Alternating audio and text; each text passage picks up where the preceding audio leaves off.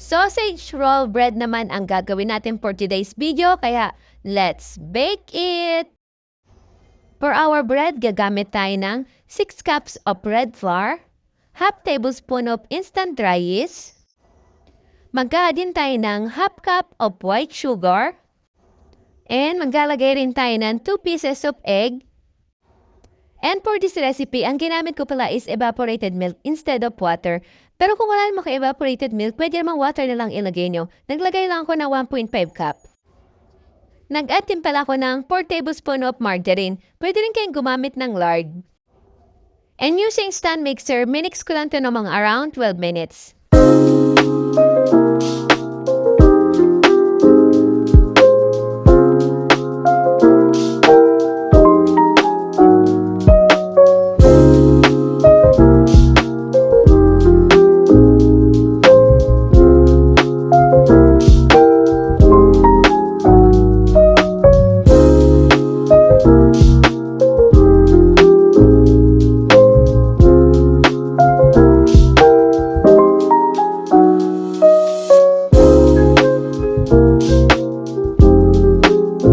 After 12 minutes, kapag ready na yung dough natin, i-pour mo lang siya into a smooth ball, tapos i-grease nyo lang yung bowl, then i-cover lang natin ng plastic yung ating dough, then intila natin siya mag-double ng size, mga around 1 to 2 hours. Ito, nag-double na yung size ng ating dough, kaya ready na to. Timbangin naman natin siya by 40 grams.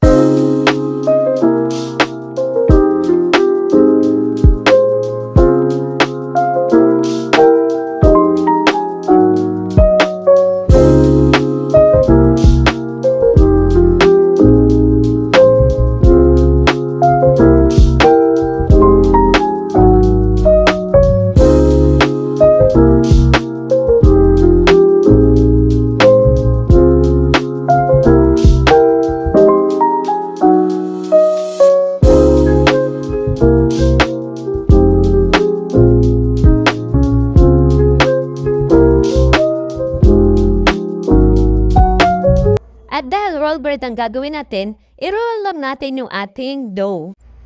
And yung size naman ang gagawin natin roll bread, pantay nyo na siya dun sa ating ilalagay na hotdog.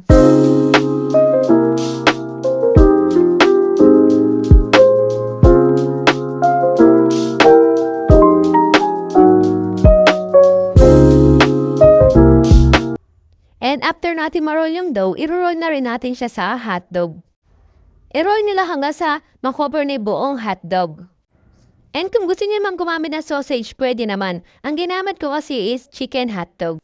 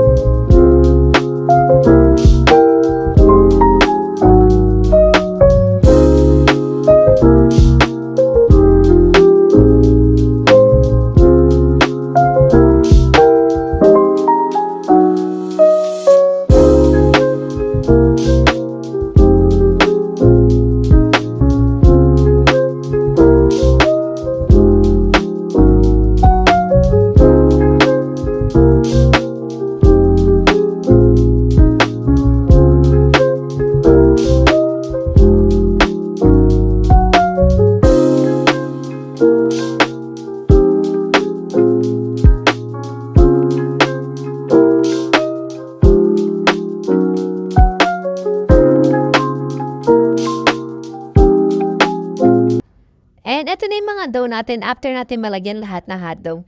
I-rest lang natin ito ng mga around 1 hour hanggang sa mag-double na yung size ng ating dough. Then kapag dumouble na yung size ng ating dough, papahiran naman natin siya ng egg wash.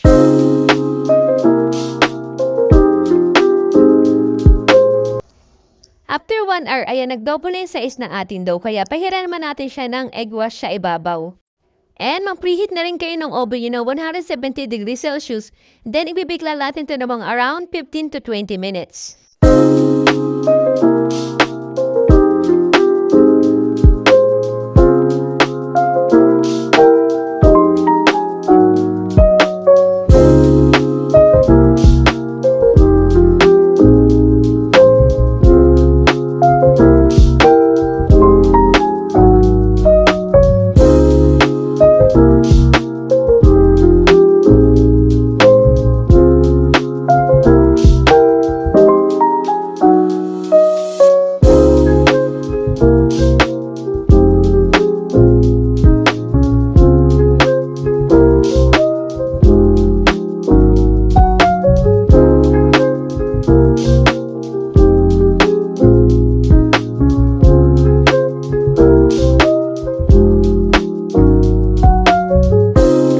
At ito na po ang ating hotdog bread roll.